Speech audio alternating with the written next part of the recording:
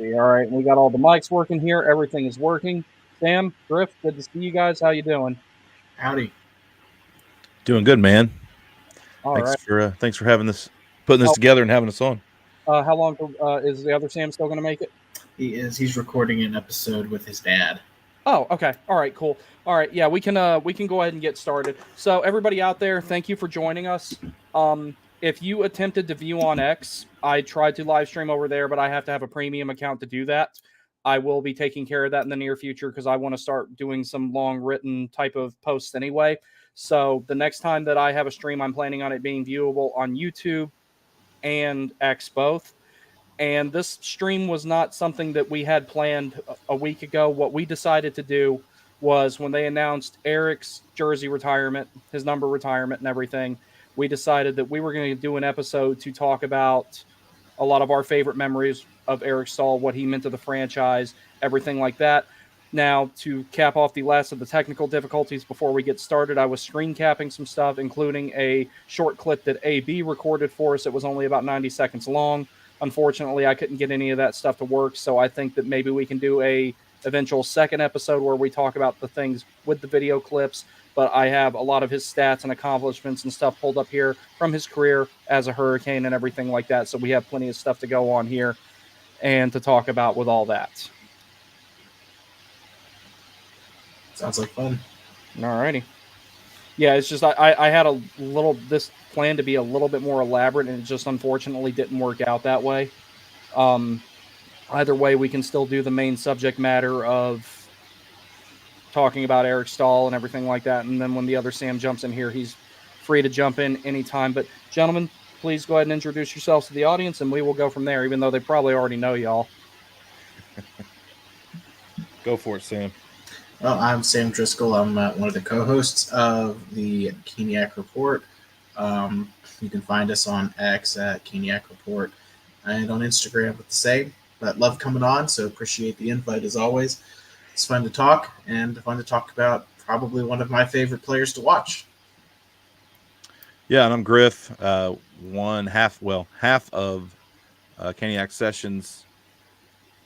Actually, I would 66% of I was gonna say, I think you're more like 2/3, maybe 3/4 of it. He's not here to defend himself. It's okay. Of course. That's the point.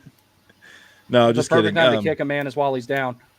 But yeah, Caniac sessions. We put out a session about once a week. Stream those live on YouTube, X, Instagram, Facebook, everywhere. We got socials everywhere: X, Instagram, Facebook. We got a TikTok now, and then of course YouTube. So I'm sure most watching have an idea of who we all are here. So yeah, excited to talk about this stuff here. I also see Sam's four-legged co-host is hanging out just like mine is. Mine's laying over there. She's back there. She peeked her head up for a second, and she's like, "I'm not going to deal with this." And she was like a little shark, like coming up to be like, "Yeah, there's nothing to eat," and went back under the water. Alrighty. So, the subject matter of today, we basically have one really, really big topic, and that is Eric Staal. So let me put this up here. This is a highly, highly decorated member of the Carolina Hurricanes right here. Up until Sebastian Aho, I think you can safely say this guy was the true Hurricanes franchise player. I genuinely believe that. He will be the fourth player to have his number retired by the Carolina Hurricanes. He had a total of 322 goals, 453 assists in 909 games played for the Hurricanes. The number 12 will be retired at a date to be named later during the upcoming season. Eric signed a one-day contract that will officially retire as a member of the Hurricanes, and then, as aforementioned, we will see his number get retired later. So, what do you guys think? Yeah, yeah, I think it's well deserved. I mean, I think we all knew, well, we didn't know he was going to retire. I knew he was trying to, make his way back into the NHL. I mean, his final season in Florida, I mean, he scored 14 goals. I mean, he's not, he could still play. I mean, especially in a fourth line role, on a good team. So, we didn't really know. I mean, we kind of assumed that the time was creeping up, but I didn't realize it was going to be, another contract with Carolina that officially retires the Hurricanes. So that was a nice surprise. Pretty good day. The team did a good job of, putting out some media surrounding um, the event. And if you watch that video, him in his house with his kids and his wife, and being on the Zoom call with management and the coaching staff and all that, you kind of, any fan of this team and people that watched him play, was there with him through the good and the bad, as fans, just watching that. If you did not at least get a little bit teary-eyed, then something's wrong with you. So, because I know it got me. I was like, man, that's something. And but yeah, to immediately decide. They didn't even debate it. Immediately decided that his number is going to the rafters, and I think wasn't sure really, because Cam Ward's didn't go up, and I would think that of the two Hall of Fame members whose numbers aren't in the rafters, I thought Cam Ward's would be, but it wasn't. So it shows you that how big of a deal it is that they have decided to go this route immediately. So it's a big deal, and I'm super excited. I can't wait till that night. Yeah, I completely agree with everything Griff said. It's awesome. I became a fan in the 09 during the 09 run. So really, majority of my fandom was during the absolutely junk years, but we're during his entire tenure of his captaincy. And one of the things with Eric Staal that I think is just underrated is that he did everything he did with absolutely almost atrocious line mates. He was never really truly given anybody good. The one time we had it, Jeff Skinner, Alexander Semin, they utilized Skinner poorly. They never played together. Alexander Semin had one really good season with us, and then you saw Eric Staal's numbers take off there too. But he did everything he did with bad teams. He rarely, complained about it. The only time it became obvious he was upset was toward the end when he got traded, and I think it was because that breakup was so bad. And I think it's important to state, too, I don't know if this day happens if old management is still here. If Jim Rutherford, if Carmanos are still part of this team, do they hold a grudge? Do they still have some negative feelings there? Does he not even want to do this? But it's awesome. I cannot wait to go to that game. It's going to be an emotional game. I was at Rod's. I'm looking forward to being at Eric Staal's, and it's going to be fun. I will do my absolute best to be down there for the Eric Staal sweater retirement, because I wanted to come down there for the Justin Williams one. It's just life circumstances did not permit me to do so, but I'm going to really, really try my best to be down there for the Eric Staal one.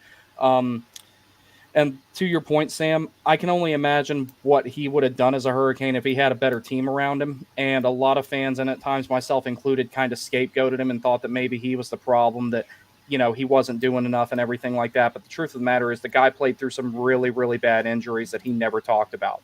Mm-hmm. And there were times where he really tried his best to put the team on his back, and he did everything he could, and it just didn't materialize. So I think that that's one of the biggest things that I'm glad they're retiring his number, because he was an amazing player. He holds nearly every record for the Hurricanes. Now, granted, I think Aho's going to break pretty much every one of those.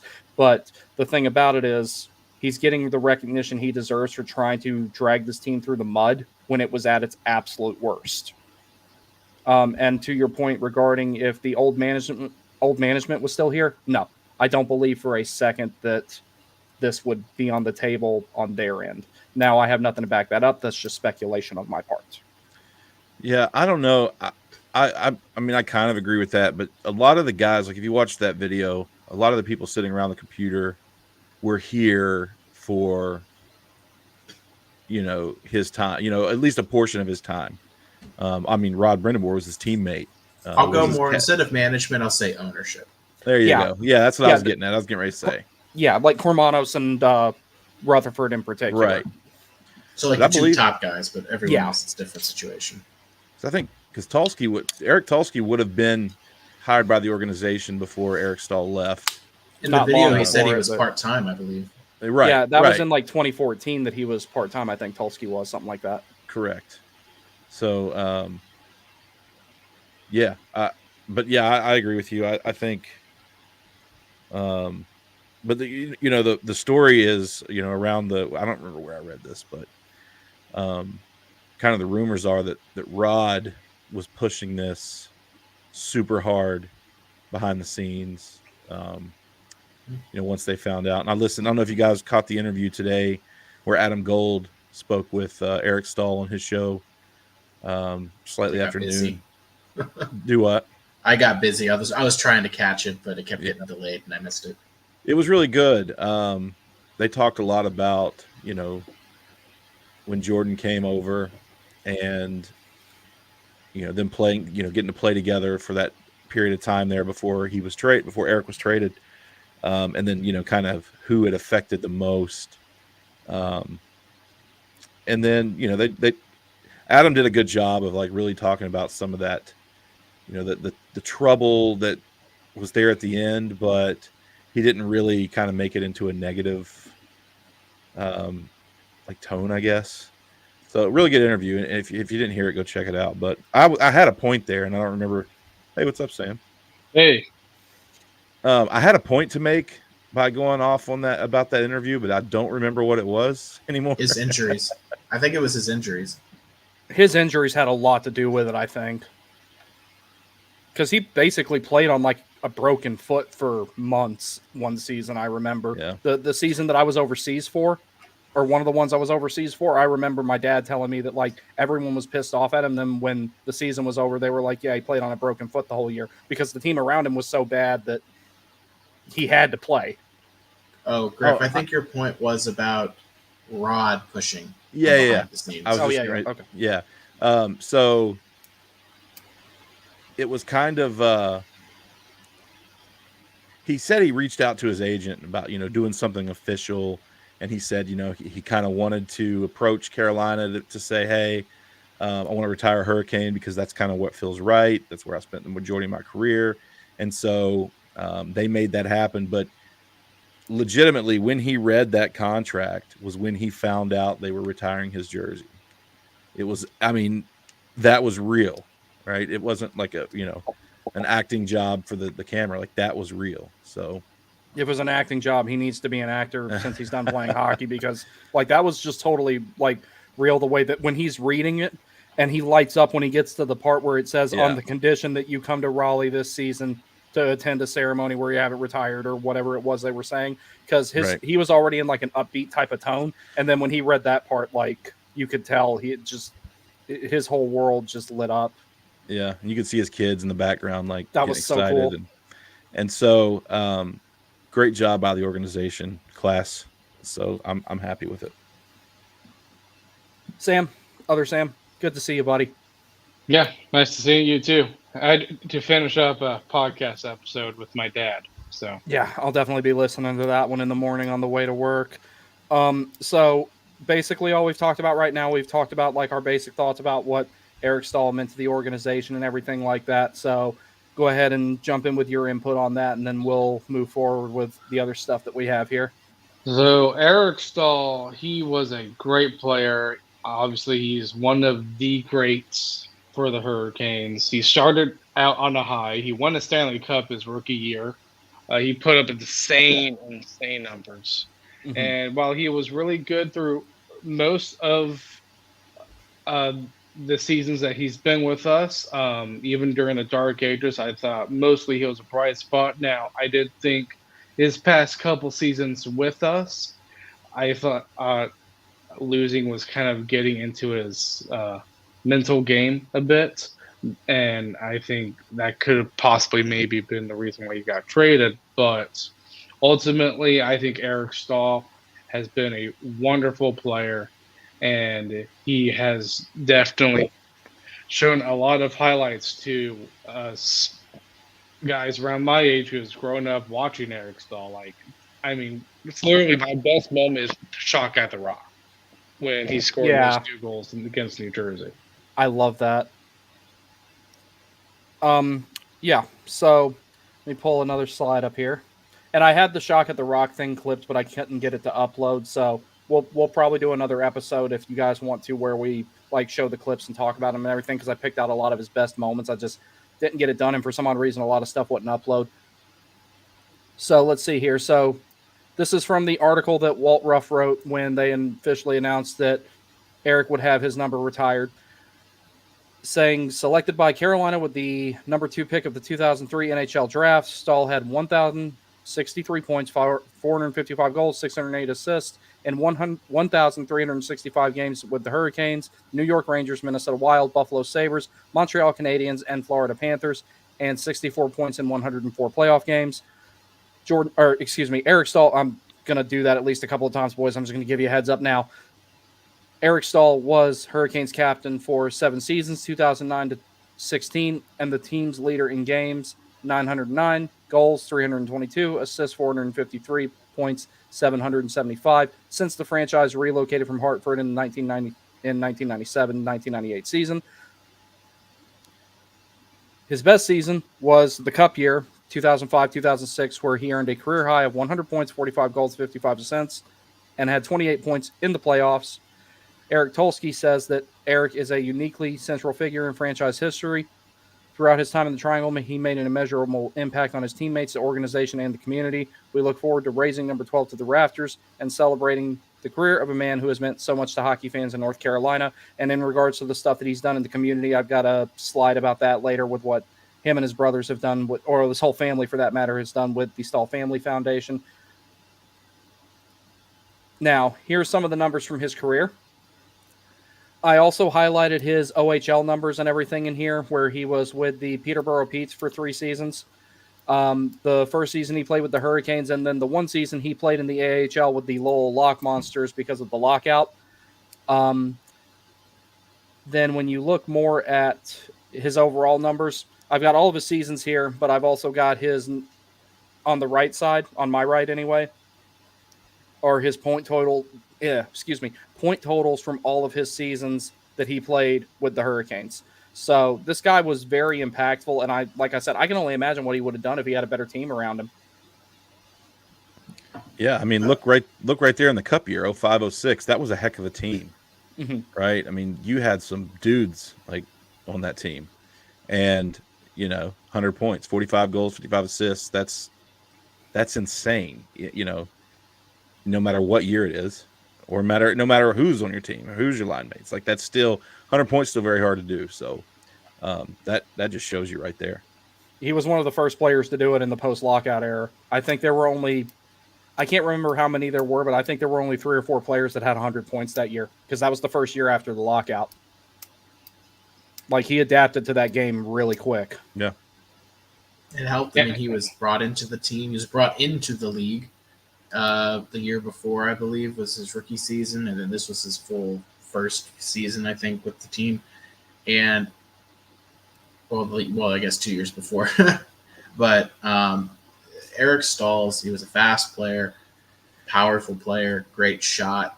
I mean, everyone knows one of his iconic moves was skating down the side of the ice and flipping it up over the goalie, just wicked wrister. And his brother can do the same thing too, which is it's so funny, as they both have that same down the side of the ice power forward and shot.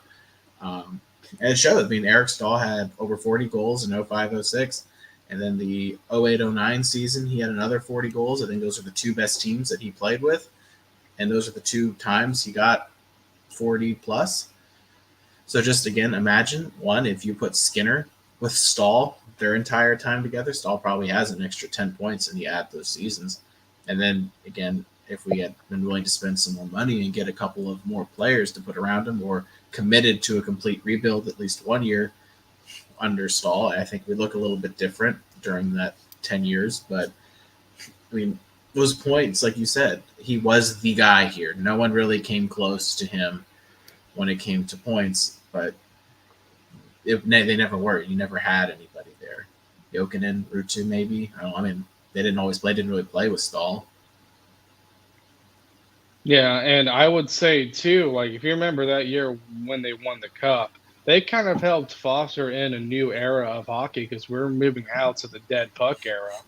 I mean, New Jersey was the best known for that was Scott Stevens, and Carolina kind of helped foster that more speed transition type of game that we see now. So That's right. it's really, I mean, so when you think about that, Eric Staal was a huge figure in transforming to the whole transition speed type of game, because Peter Laviolette really fostered that in that 05-06 team. Yeah, and I think too that ever since that 05-06 season was obviously his best by far.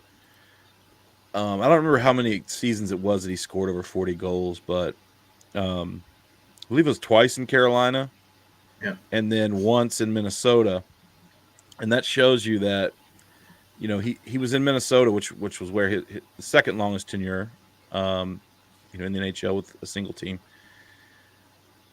That showed you that when he left here and he played with some higher end talent, he could still produce at that level.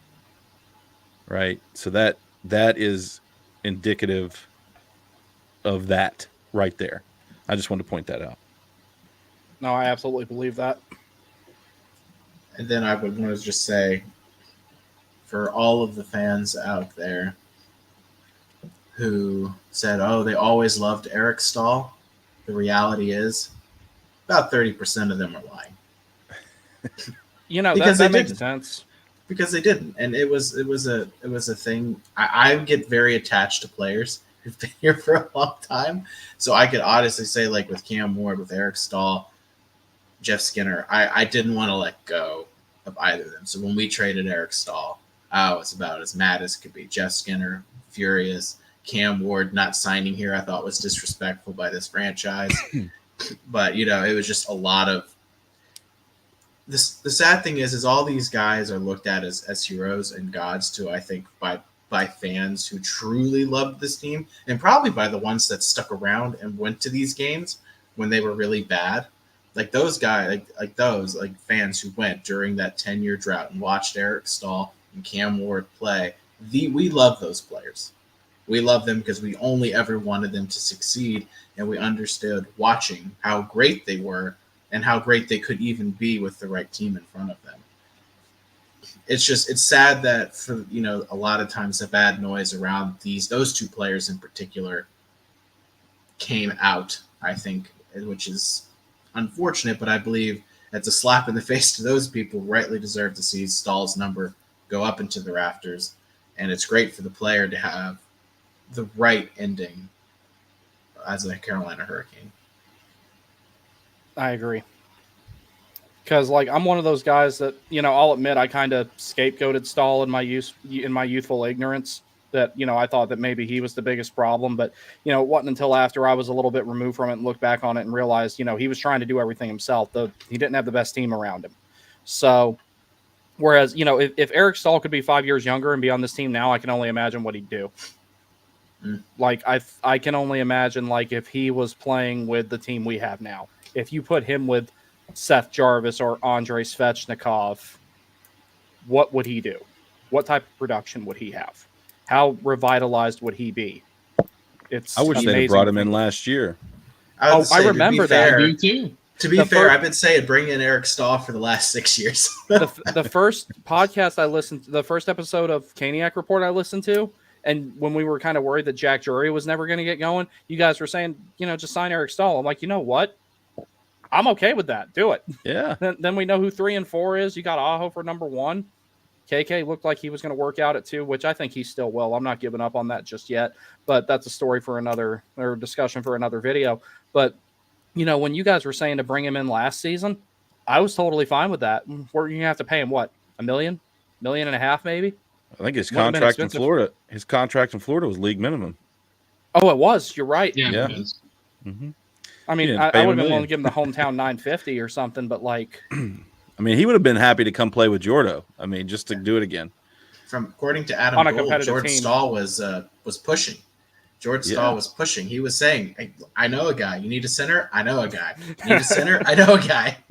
That would have been amazing though if he had come back and been the 4th line center. But luckily Jack Drury got going, and that ended up not really needing to materialize. But I always, it's like, and I remember you guys saying something about it one time about like, hey, if we need a 13th forward going into the playoffs, I mean, we can just go ahead and grab him. I can tell you right now, if he'd made it here in the 23 season or in the 22-23 season, that sweater right there, I would have had 3 of them at that point, because I would have one with Slavin's name, which is what that one over there is. I'd have one with Eric's name on it, and I think I'm going to get another one with Gossesbear's name and his last number that he wore when he wore 41, because I just love that one so much. Yeah, I wish they'd go to that jersey permanent. Mm-hmm. If we keep making enough noise, I think they will. Just change the flag. Just change the flag on the shoulder. Yep, go to the modern double flag and call it a day. It's good to go. Yep. But yeah, so here's the next thing here. We will go around and we will talk. We'll look at some of the comments here. We ain't got a whole lot of them and everything like that. We're going to talk about some of our favorite Eric Staal moments. And I've got a little story to share about him, because I actually met him when I was in 6th grade, I want to say. I'll get to that in a little bit, and I could have had something signed by him, but I was afraid to talk to him because, like, okay, for context, when I left home to join the Navy, I was 5'4". I was not very big at all, so like I was a small kid. And when Eric came in there to talk to us, because it was on a school field trip, this dude was intimidating. I was terrified of him. He was one of my favorite hockey players, and I couldn't even work up the courage to talk to him because just how scary he looked. Like, the dude is gigantic. And, me being, like I said, I think I was in 6th grade or 7th grade or something like that at the time. It was terrifying to be around him. Like, he had a commanding presence. So I can only imagine how much it sucked to play hockey against the guy. Yeah. But my personal favorite Eric Staal moment was, I know that a lot of people are probably going to like have this one, when he scored the goal against the Devils in 2009 in Game 7 of the playoffs with, 31 seconds left in Game 7? Yep. And that whole place just went quiet and everyone started clearing out. Oh, yeah, that's my favorite, too. That was the first Hurricanes game I watched in its entirety. Because I remember my friend and I were sitting on the couch watching it with his dad, and we were like, and I was sitting here like, this is stupid. It's like, I'm watching this first game. I don't even know anything about hockey. They're losing. They're both upset. I'm bored. And then they do their thing, and I was like, okay. That's a pretty good game to get you hooked. Yeah, no, that got me hooked, because from before then, again, I didn't care. So all I kept telling people was, I'm a Tampa fan. Because I was like, I'm a Tampa fan. I like Stamp. I like Le Cavalier, San Luis. Those are fun names. So because I hadn't really watched, and then I watched that game, and it's hard not to get excited when everyone around you is also just getting excited because it was such a great game. But that was the first time I watched Eric Staal play, and watched a lot of those guys play. So that was fun. Well, I'll go a different direction here and go away from the gameplay and the goals. And I'll say one memory that I have that always sticks out. Yes, I love Shock at the Rock. I love all those big goals, those big time moments that he had on the ice. But in 2011, when the All-Star game was in Raleigh, and if you remember, Eric Staal was captain of Team Staal, right? Again, and across the other captain was Lindstrom. Mm-hmm. Yes. Right? Yeah. Mm-hmm. And out of any player in the entire All-Star game, right? Eric Staal had the first pick. He had first overall pick when they were choosing teams. And he takes Cam Ward. He said something like, I'll take my buddy Cam or something. And I believe his brother Mark was in the same game. Mm-hmm. Yeah. He picked Mark the next time, I believe. Right. Mark Staal did play with him. Right. But he didn't pick him first overall. He picked Cam. And so I just thought that was hilarious. Like, I thought that was the funniest thing for some reason ever at that time. And just, the spotlight being on Raleigh, and then, him being a team captain, and then, the Canes just had the spotlight, right? Cam Ward was first pick on Team Staal, and it was just the biggest moment league wide,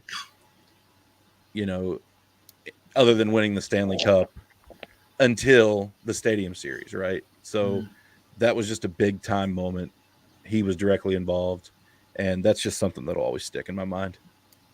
I guess for me, I shared the clip with you guys, but again, I went to a lot of games in that trashy time when we were just not good. But one of the first, I think that was either the first year or the second year, we had Jordan Staal on the team, and it was Eric and Jordan. You're down 2-0 to Columbus. I don't think Columbus was all that good either, but they always had our number for some godforsaken reason during that time. They did very well against us. And we're down 2-0 in the third. I think it's less than 10 minutes to go. Eric Staal does that power move down the left wing and pops it over the shoulder of, I think at the time it may have been either Steve Mason or Sergei Bobrovsky, and you get one. You're like, oh, okay, cool. We got one. At least it's not getting shut out. And then very shortly after that, I think seconds later, his brother, Jordan, comes down the ice and pops one over their goalie too. And then Eric Staal completes the comeback to take the lead, and they win the game 3-2 to score his second of the game. It was an exciting game. That arena didn't get loud back then, but it got very loud that night because, again, as Hurricanes fans back then, you didn't have a whole heck of a lot to cheer about. But when things exciting like that happen, even at a lower capacity crowd, that arena could get very, very loud. And I remember that because, one, I was sitting in the lower bowl for that game, so it was louder. But it was just one of those things where it was great to see it working out of the Staal brothers, connecting together, both scoring together, both contributing to coming back to a game you needed to win because you're still trying to be good. And I just thought that was a fun game to remember, a fun game to watch in person. Going back, watching some of these highlights, I'm like, oh, I was at that game. Oh, I don't remember that game as much, but walk down memory lane. Even though they were bad years, a lot of good memories in those years. I would say my favorite memory. Obviously, Shock Out of the Rock is up there, but another great memory too was I can't remember which season it was. It might have been, I think it was 2014, 2015 season, maybe. I can't remember.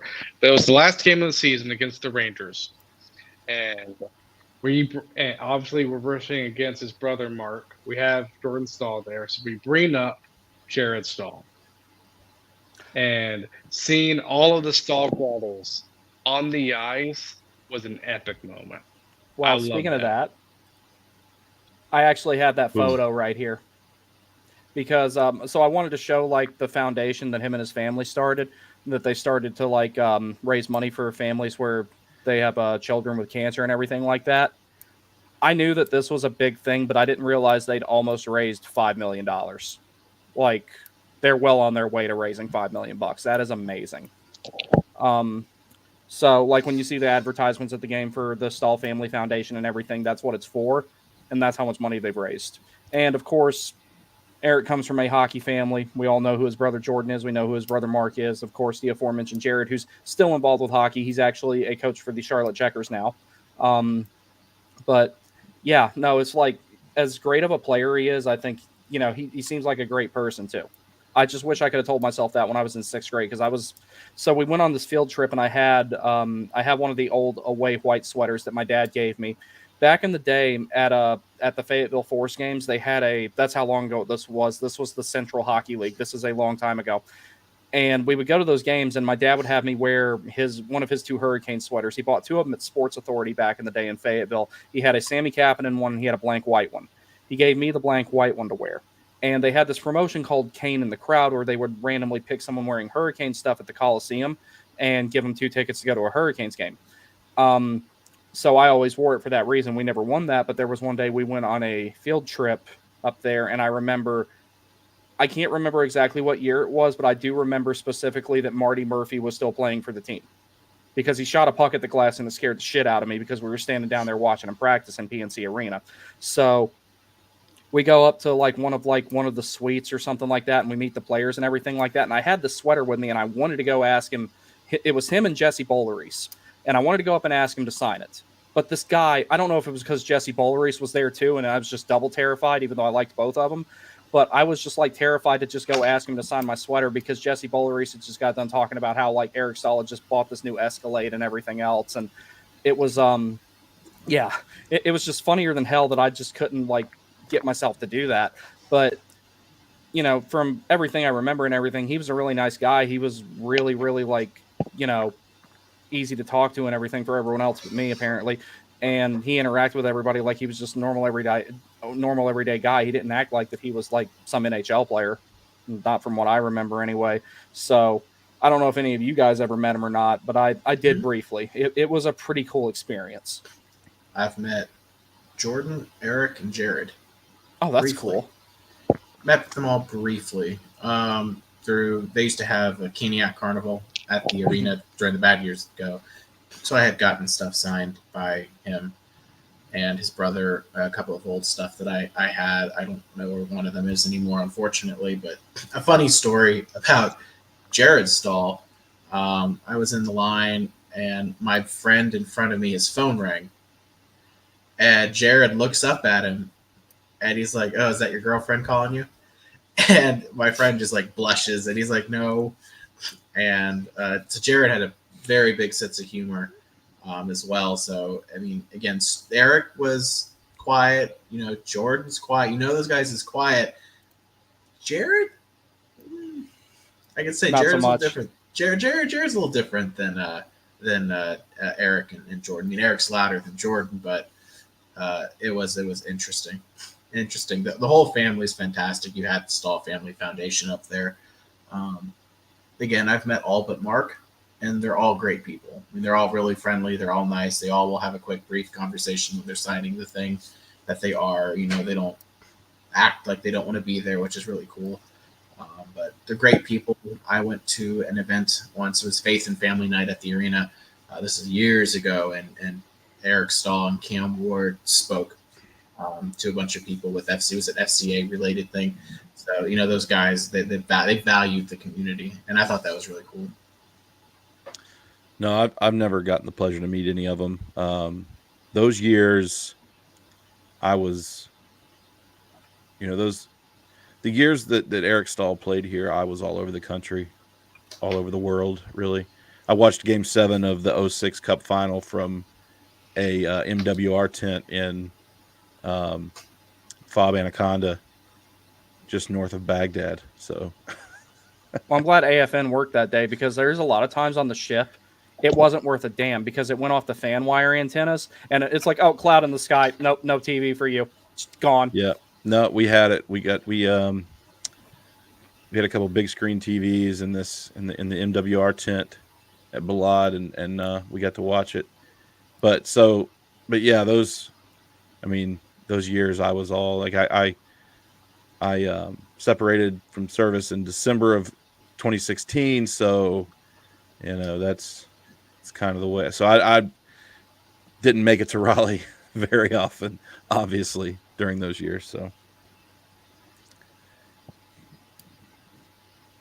Yeah, that was the same thing with me. I didn't get to go to a whole lot of games around that time frame either because I got out about a year after you did.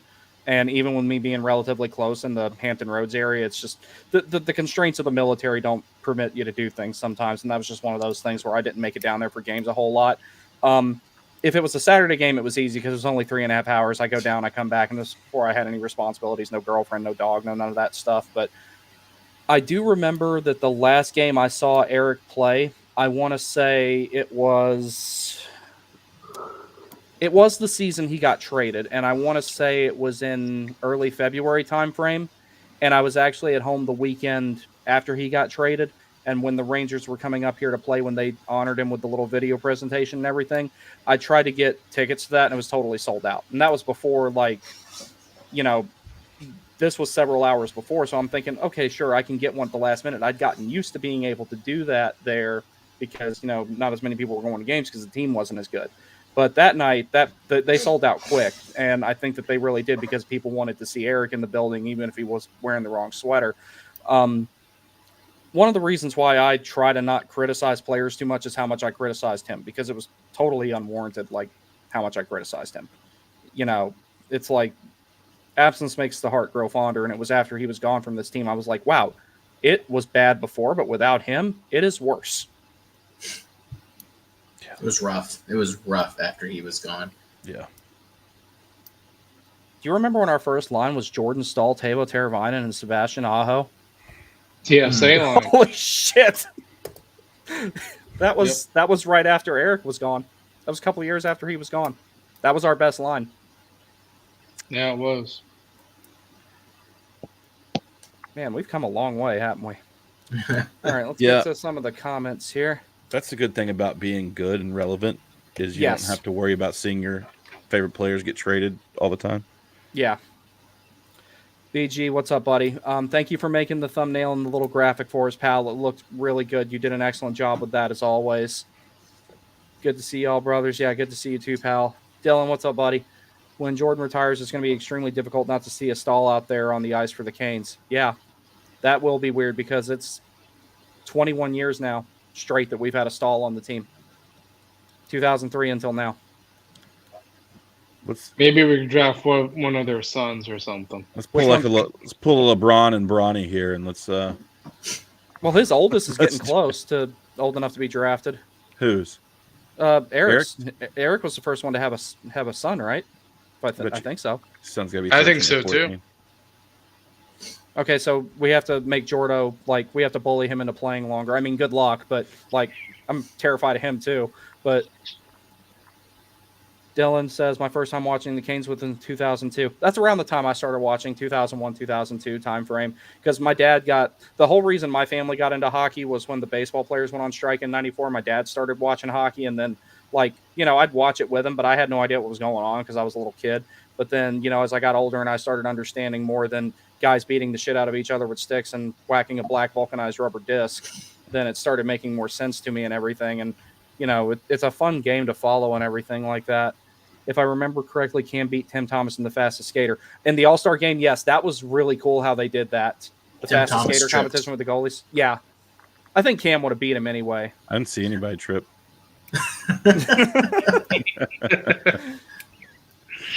No, and another thing that'll be really cool, now we'll get to see Eric, like, in the alumni games and everything. That'll be pretty awesome. He said as long as Rosie's on his wing, he'll do it. That would be awesome. Because Rosie's You got were a couple so of them. happy, Sam. I love Chad LaRose. I do too. Talk about a heart and soul player. That dude played until literally he couldn't play anymore. He went down to the American League and played for a long time, and he went to the ECHL and played. I bet you he would have played in the SPHL if they would have let him. I guarantee you they weren't going to let him, though. He would have lit that league up even as old as he was. He would have had 100 points in a 56-game season. I don't care if he doesn't have the points. I don't care he didn't play long enough. Raise 59 into the rafters. That guy is a legend for his jokes alone. He made those games going to with those videos worth it because he was funny. You might be getting spanked 7-1, but Chad LaRose is going to make you laugh even when you're down 7-1 in the third. Oh, speaking of those really funny videos, I think you reminded me of something. You know what my favorite one was? Did you ever see the one of Brandon Sutter doing the impression of Chuck Caton? No, but that was great. Dude, I got to find that. That was the funniest shit I've ever seen in my life. Like, I remember I was drinking a Mountain Dew, and I used to use dipping tobacco back then, and I had like this gigantic wad of Skull Wintergreen Long Cut in my lip, and that came up on the board, and Mountain Dew and Skull Wintergreen Long Cut came out of my crooked ass nose. I was laughing so hard, and I felt it burning like all through here and everything. I was like, oh, funniest shit I've ever seen. If I can find that, I will, and I'll send it to you guys. But yeah, he did an impression of Chuck Caton, and Chuck Caton's a funny sounding dude as it is. It's just that's why it was so enjoyable to hear him call games. Like when I was driving home and I have him up on the radio and everything like that. That was always fun for me. That's the only reason I kept renewing my free trial of Sirius XM that they wouldn't let me out of, and back then. But Rosie and Sutter, I think, were probably the two funniest players of that time frame. I remember one video it was an Ask the Canes video of Chad LaRose, where the main question was, what two Hurricane players would you take to a party? And Chad LaRose said, Tim Gleason to protect me, Cam to have fun.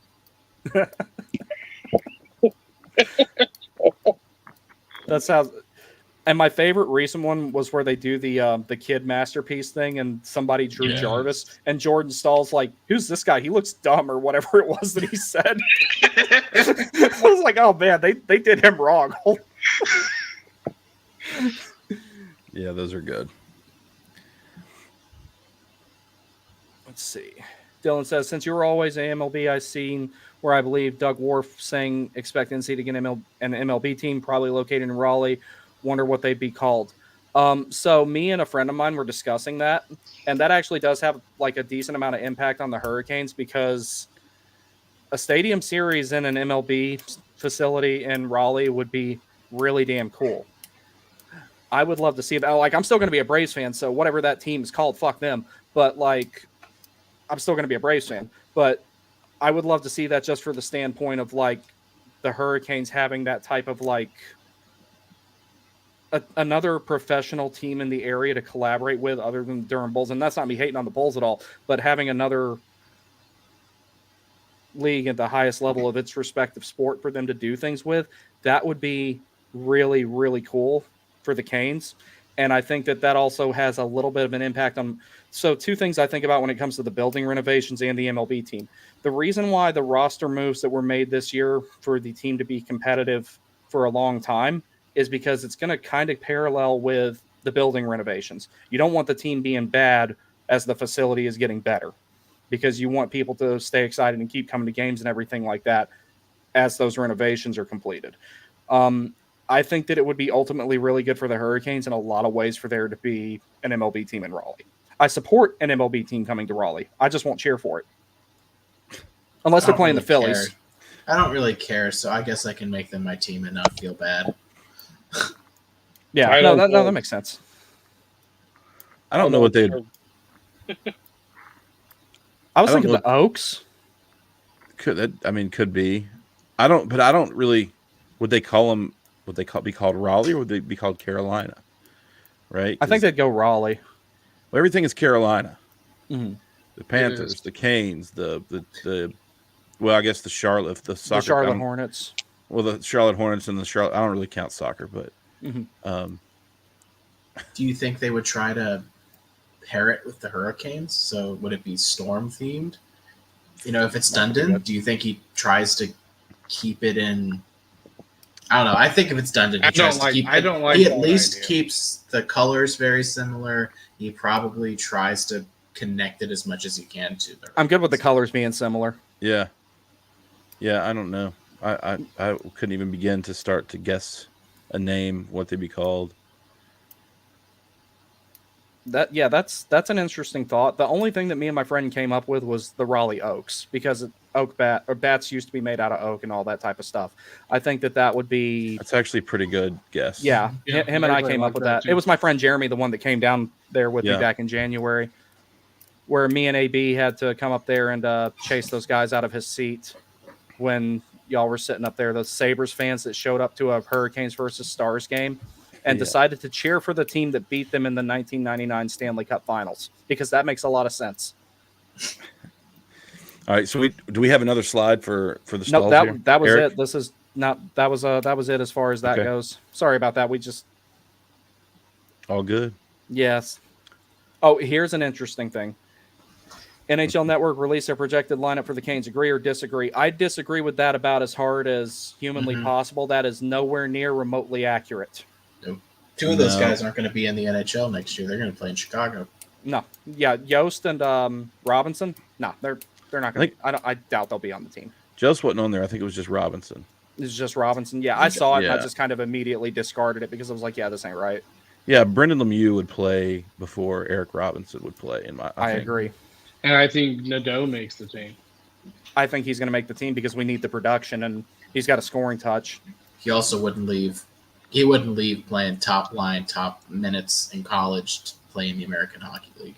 Oh, no, they told him that he's probably going to make the team. Otherwise, he wouldn't have signed, I would imagine. Like Morrow, it was different. He was about done with his collegiate career anyway because his degree was about finished. Blake, I can see him making a push to make the team. Unger Storm will make a push to make the team. Like they're gonna have some decisions to make come training camp time, And that's going to be a really, really fun time. When training camp starts getting spun up, we actually have more to talk about this season than we have for the last two. For the last two, we've had a pretty definitive idea of what the team was going to look like. You already know pretty much everybody who was going to make it. This time, for the first time since the 2018-2019 season, we have a lot of unanswered questions. Yeah. I told Sam that this is probably one of the years that I'm actually going to enjoy watching preseason hockey, mainly because we have so many young players that are going to be exciting to watch. Mm-hmm. So it's not going to be boring. And along those lines, again, we play hockey next month. I can't wait. You're right. Can't wait. It is August. But I don't think there's any room open on the right of the forward, the right side of the forward group. I see. That's why I think Bradley Nadeau is if a rookie is going to make this team, I believe it'll be him because he plays the left. Blake and Ungersorum are both right, and I just don't see who they're going to unseat. I mean, unless you talk about Jesper Fast, maybe if he doesn't start the season. Adam Gold said, we're going to find out here within the next few weeks. Like, it could be anywhere from he's playing opening night to retirement. I mean, that's the spectrum that he could fall in.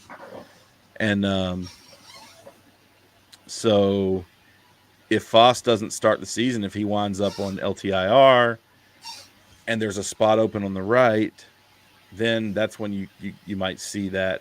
But then you look and say, well, Jackson Blake or Ungersorum, basically keep Lemieux off the ice, because that's your 13th guy, in my opinion. Yes, and as far as a Jesper Fast type of role, Jackson Blake, from what I've seen of him, can definitely fill that type of role. He's a very dynamic player. He's got a lot of speed. He likes to lay the body on people, and he is not like quiet about how competitive he is at all. You can tell that kid leaves it out there every single shift. He plays his ass off. He is a very hard worker. He's got that snarl. He's got that bite to his game.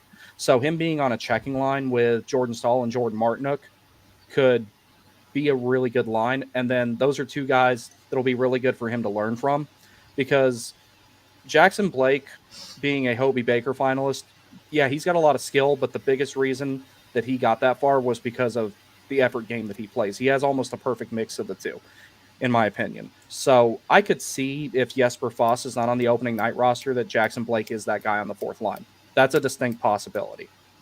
Could be, but I don't think. I mean, my opinion is, even if Foss isn't on the ice, I think only one rookie is going to be on the team. I think it's going to be Nadeau. I think there's too much on the right side, and it would be easy to just put Blake and Ungersorum in Chicago and let them play huge minutes, instead of burying somebody on a fourth line playing 8.5, 9 minutes a night. Yeah, those kids need minutes since they're making the jump from NCAA, and Felix Ungersorum is going to be learning to play on a smaller ice surface and all those sorts of things. So, yeah, Mike Hawk has joined us as well, and he says, Line coming home win. Who? Hawk? I think that's how it's pronounced. Mike Hawk. Oh, shit. God damn it. Motherfucker. Did you not catch that? No. It took me a while too. Oh, I caught it all right, but I caught it way too late. Oh, jeez. I've been waiting for you to say that for like 5 minutes ever since you put that on. It still hurts for me to laugh a little bit right now too from the surgery, but that was worth it. So, Mike. Oh, jeez. Mike, I personally do not believe that Patrick Laine is going to be a Hurricane. I am 50-50 on if I would want for him to be a Hurricane. The idea of having a guy who can shoot a puck as well as him on a team that has a very high shot volume system and doesn't score a lot, having someone who can fit a puck in a coin slot like Patrick Laine can when he's playing at his best, especially considering he is incredibly familiar with Aho, I would not be opposed to experimenting with it if his cap hit wasn't like $7.5 million. If he comes to Carolina, it's because Columbus retained probably you're probably funneling some of that through San Jose and they're retaining. I think it's more. I honestly don't know if Line gets traded before the deadline. I feel like teams are going to, they're not going to want to pay a lot unless they're getting a lot of retention. And they're going to want to know if he can even play still. I mean, dude's got a heck of a shot. If you want to talk about a guy who could score on the power play, it's Line. Just watch some old highlights of him. Dude has a shot, has a cannon. You stick him, you basically put him in Ovechkin's office, and dude's going to pop in a lot of power play goals. That's what he's known for. It's what he did in Winnipeg. I don't think it's something we do now. I think if we're in a decent situation at the deadline, maybe you go in there because there you'll have accumulated some cap space. You'll be in a position where maybe teams are willing to funnel. If you're a playoff team, you can send picks. You're going to be more comfortable sending a pick because right now it's like, where are we going to be? Are we a playoff team? Which I think is where we are, but you never know. There's a lot of new faces. Maybe they don't gel and we fall out. You don't want to move that first round pick right now because of the minor uncertainty there. So I think for every team in the league, it's more. I think if he was going to be traded, it would have been done sooner. So I think at this point, it's a deadline or next season deal where teams don't have to hold this contract for 2 years; they have to hold it for 1 season. Yeah, I agree with that. I don't think it. And if you're referring to the comment made by Don Waddell today that Luke DeCock tweeted out, I think that was a joke. It's just one of those good old, just one of those good old Don Waddell little, get the fan base riled up one more time here. Either that or it's a double joke, and they're gonna make a trade at like 3 a.m. Everyone's gonna wake up and see that, and they'll be like, "Oh, yeah, nice try." And they're like, "No, we actually did it." And we're like, "No, we don't believe you. You've already cried wolf too many times."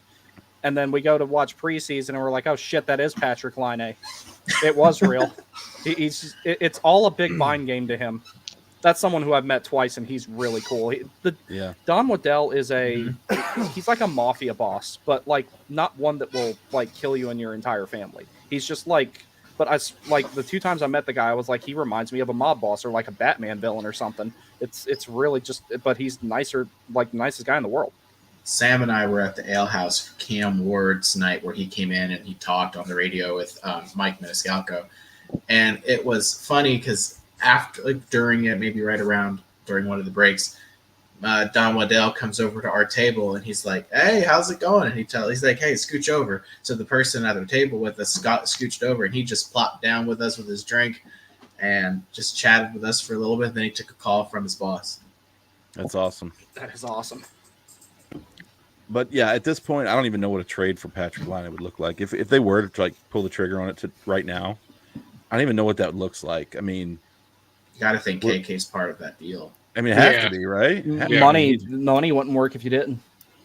I was thinking like, well, would they move a defenseman or would they? I mean, I don't know. I mean, the only one that would make sense in that case would be Dmitry Orlov, but would Columbus take him with just 1 year remaining? Like, I don't think that doesn't do them any good. It would make more sense for them to take KK because he could potentially be a future piece for them in the middle 6.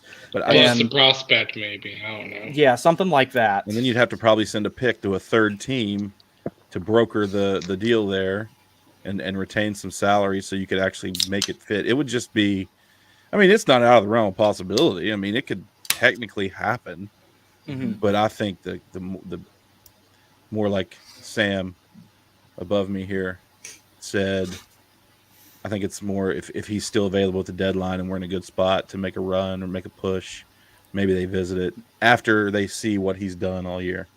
Now, I know he's not a righty, but Boone Jenner, if you want to maybe make that trade, I think his cap hit's only $3.5 million. Off the top of my head, it's something. Could you imagine if that's the trade they're talking about and like it's not even anything to do with Patrick Laine? I would take captain. Yes. Yeah, but like, if they're going to start moving forward, they don't need Boone. Well, I take that back. They would definitely need Boone Jenner. He would definitely help. But like him in this center depth here, you start with Aho, Jenner for the second line, Jordo for the fourth line, and then however things work out, KK or Drury for the third line center. Because like something like that, like that's really solid center depth right there for a team that's kind of in a retool. And Boone Jenner would probably be a good guy to have around to, teach the younger guys some things. Yeah, let him Because I go didn't even win. think- Yeah, let him go win some games. Yeah, because he's a really, really good player. I know. Yeah. Brendamore would love him, and he's been stuck in Columbus for his whole career. And he's 31 now. So it's like, if he's going to start competing to potentially get a cup before it's all said and done, he needs to think about leaving Columbus. And then they can give the C to Johnny Gaudreau. He can be the captain. I'm good with that. But yeah, no, Boone Jenner being here, I think he would be an excellent fit. Like, the two players that are not on the Hurricanes that I think would make perfect Hurricanes, Boone Jenner and Nikolai Ehlers. Yeah. But how much term does Jenner have left? 2 years. So, like, one, it wouldn't be a 1 year rental, and two, there's the possibility you could extend him there and you wouldn't have to do it for very long because he would be 33 when his deal's up. Yeah. But that's one I could definitely see them doing, because if Columbus wants to continue to get younger and build a team for the future and everything like that, Jenner is one of those pieces maybe they're willing to give up. Yep. I don't know. All right, Well, I boys. think I'm going to have to dip soon. I was going to say, that's all I've got. If you gentlemen have any closing thoughts. No, good to go. All right, cool. So in regards to future topics, just for you guys and for the audience, I do have a statistical deep dive I'm doing for the defense as a whole. I'm going to do one standalone episode of that, and then I was thinking we could do a follow-up episode where all of us talk about it at some point in the coming days or sometime next week, if you guys would be interested in that. Yeah, absolutely. Yeah, sure. All right, cool. And All quickly, a quick plug here. This weekend, probably Saturday night, will be where are we at? Session 53, I think. We're going to be taking a look at the next off season. We're just going to kind of paint that picture and look ahead at what the roster may look like after this year and what kind of dollars we're going to have, because I'm tired of everybody talking about how our window's closed and we're going to be awful for the next however long. So if we win the cup next year, it's going to be, I know it's not likely to happen, but that would be like, I mean, we would have talked shit if we'd won it in any year, but if we win it next year, oh boy, we're never going to let people live it down. Yeah. Like, So. After everything that they've said. Yeah. And I'll do a quick plug too for Sam and I think we're dropping it Monday. The drive from Tim Donnelly. Tim Donnelly will be joining us, and we'll have a good conversation there. So if you pay attention to that, one of Adam Gold's colleagues' new show just celebrated his year with 99.9 The Fan. Him and I had a pretty fun conversation just about all the news that's happened in the last week. So check that out on Monday. All righty. Guys, this has been fun. Thank you very much for joining me on semi-short notice, because I know we just came up with this a couple of days ago. What I think I'll do, since we didn't get to have the video clips and stuff and everything like that, ahead of when we get a date for the actual number retirement, we'll do something in the days leading up to that, again, along this line. We all should try and sit together for that game if we all go. Yeah, I'm gonna do my best to be there, and I'll just go ahead and say this to all the fans out there, for reasons that I won't heavily get into. If you like Eric Staal, do your best to be at that game and take up as many seats as you can. And I will leave it at that. Might have to splurge on glass seats. Yeah. Take the best seats in the house. We'll get good ones for that. All right. Thank you very much, boys. I appreciate it. Later. All right. We'll see you next time.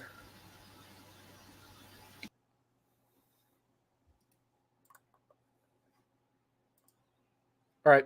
Thank you, everybody. See y'all next time.